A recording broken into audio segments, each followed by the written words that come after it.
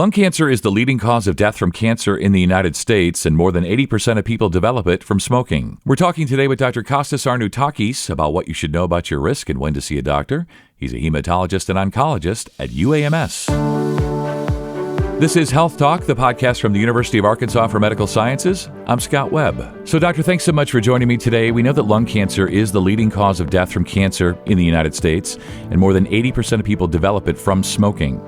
When we talk about the average person, what's the average person's risk for lung cancer? The risk of lung cancer increases with smoking, and there are a lot of other risk factors that we know, but smoking and tobacco use is the number one cause of lung cancer. Why do you think people continue to smoke, and what can we do to help them? Well, that's a great question. Well, smoking is a form of addiction, and one of the problems that we face in our clinic is that people are stigmatized for that, and they don't get the right help that they need.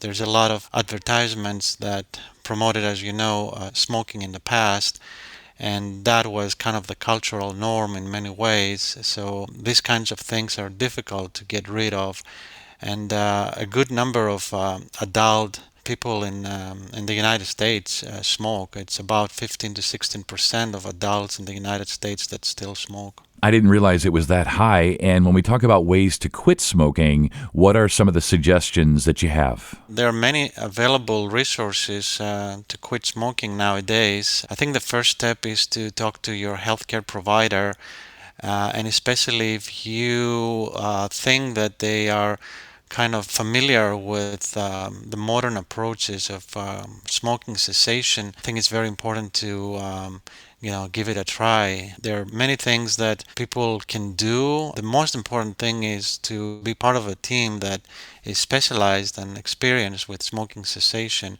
A lot of people sometimes try to quit smoking by themselves, and that's something that can happen, and there are many stories of people who quit smoking by themselves, but the chances are that they can quit better and they have a less risk of relapse if they do that in the proper way. And that is usually a lot of times the combination of pharmacotherapy, such as nicotine replacement therapy, along with behavioral therapy. There are many interesting things that people who are specialized in smoking cessation that can do with motivational interviewing and other techniques, because the important thing is not only to quit smoking, but to remain tobacco-free for the rest of your life. Yeah, I think that's the real trick, right, for a lot of people is a lot of people can quit initially, but it's remaining, as you say, tobacco-free. And Doctor, what are your thoughts about Chantix and other nicotine replacements like e-cigarettes? I think Chantix is one of the ways to start the journey to quit smoking. This is part of our guidelines as the first line pharmacotherapy, along with sometimes nicotine replacement therapy, which usually it's suggested to be in a combined way with nicotine replacement therapy, such as nicotine pads, along with a short-acting nicotine replacement therapy like a gum, something like that. E-cigarettes, it's a very hot topic, and a lot of people talk about it, and a lot of people are studying that. There's a lot of emerging data about electronic cigarettes, but still the guidelines do not support the use of electronic cigarettes as a way to quit smoking, despite the kind of the anecdotal and limited evidence that we have right now. So from my side, electronic cigarettes is not highly recommended at this point, but the combination of pharmacotherapy and behavioral therapy, I still emphasize the importance of having be connected in the right team, which continues to help you in that journey of quitting smoking. Let's go back now and talk about lung cancer specifically, and let's talk about screening and who should be screened. People who are high risk to develop lung cancer should be screened, and there are some specific criteria for electing who needs to be screened. So there are different guidelines right now.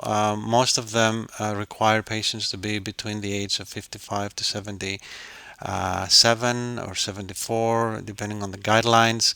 and having at least a 30-pack year smoking history, which is essentially something that we calculate multiplying the number of packs times the duration of smoking. So for someone, for example, who smokes 1 pack a day on average for 30 years, has a 30-pack year smoking history. Someone who smokes 2 packs for 15 years has the same 30-pack year smoking history. There are some other guidelines that require patients to be above the age of 50, have at least 20-pack year smoking history, and at least another risk factor, because there are other risk factors outside of the smoke, of the tobacco, that we have recognized. So generally speaking, patients who have a high risk to develop lung cancer based on those criteria, they definitely need to talk to their healthcare provider and make sure that they can get a lung cancer screening test, which is usually something that we call a low dose CT, which is essentially a CAT scan without contrast that can be done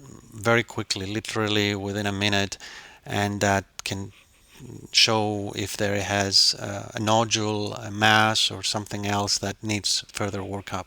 Are there any risks related to the screening itself? Yeah, that's a good question. So there are, I would say, 3 potential risks. One is that the scans nowadays are very sensitive, so they can always pick up something that is not cancer. That sometimes needs to be worked up, sometimes may require a biopsy, and so then you have the risk of a biopsy that it's performed in something that it's found to be benign. And that is why it's also important to have this type of workup and screening in places where they're experienced with lung cancer screening. So it's not just the scan itself, but it's also the multidisciplinary approach of working up something that you recognize to be suspicious. For example, in our group, we have a radiologist who has a special interest in lung cancer screening, interventional pulmonologist, and pulmonologist who can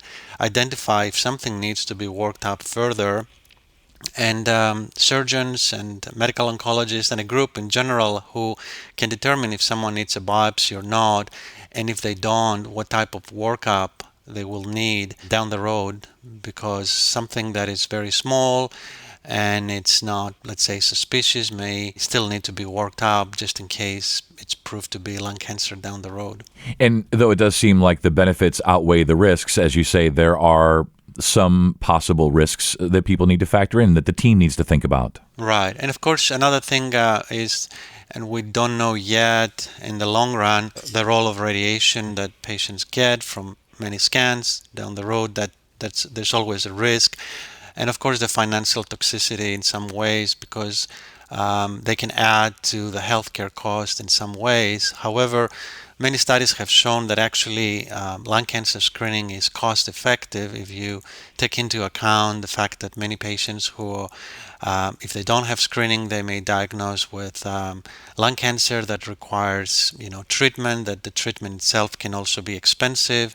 So the cost effectiveness of lung cancer screening is probably recognized lately as being cost effective, and I think that's something to take that into account as well. Yeah, definitely. And I want to throw you a little bit of a curveball here and just ask you and see if you know what thoughts you have on this or what the data supports. When we talk about COVID-19, are smokers at any higher risk for contracting COVID-19, or if they do, are they at any higher risk for having a more severe case of COVID-19? Well, I'm not a COVID expert by no means, but the smokers the smokers are recognized as a risk group for developing COVID infection, and if they do, they have a more severe case of COVID than someone who is a never smoker or a non-smoker. That's kind of recognized from the data that we know, at least the recent data that we know. Doctor, so great having you on today, and a lot of great information as we get close to wrapping up here. Is there anything else a person can do to lower their risk for lung cancer besides the obvious, besides, just don't smoke or quit smoking? What else can people do to lower their risk? The risk factors are tobacco, but there are other risk factors for lung cancer. For example, radon is the second most common cause of lung cancer. We know that it's not about the active tobacco use only, but it's also the secondhand smoking. So it's important not to smoke, but it's also important to be surrounded by people who don't smoke, and to encourage policies that allow smoke-free environments. And there are still some environments where people still smoke in places where they can, because secondhand smoking is also important as active smoking is. So I think that those things are important. So anything else as we wrap up here today? Anything else you want to tell people? The goal is preventing and identifying cancer in an early stage. If you develop lung cancer, still there is a plethora of new novel treatments that we have right now. One of them, for example, is something called immunotherapy. So there's a lot of progress and success over the last 10 years in the treatment of lung cancer as well. But obviously, the most important thing is to prevent and to identify early on. Many patients with lung cancer oftentimes are diagnosed in an advanced setting, stage 4 or stage 3, when things are a little more difficult than, for example, if you detect something at the stage 1, which is usually the case with lung cancer screening. In many states, lung cancer screening has been embraced, but there are still many other states and places where lung cancer screening, for a variety of reasons, has not been fully embraced. Yeah, it's a bit of a head scratcher, but good to know that it is available for people who live in the area of UAMS. And as you say, prevention, screening, that's the best way to go. Obviously, don't smoke, quit smoking, all good stuff. Great information today, Doctor. Thank you so much for being on, and you stay well. Thank you so much. Thank you. That's hematologist and oncologist Dr. Konstantinos Arnaoutakis. For more information, visit uamshealth.com. And if you found this podcast helpful, please share it on your social channels and check out the full podcast library for additional topics of interest. This is UAMS Health Talk, the podcast from the University of Arkansas for Medical Sciences. I'm Scott Webb. Stay well.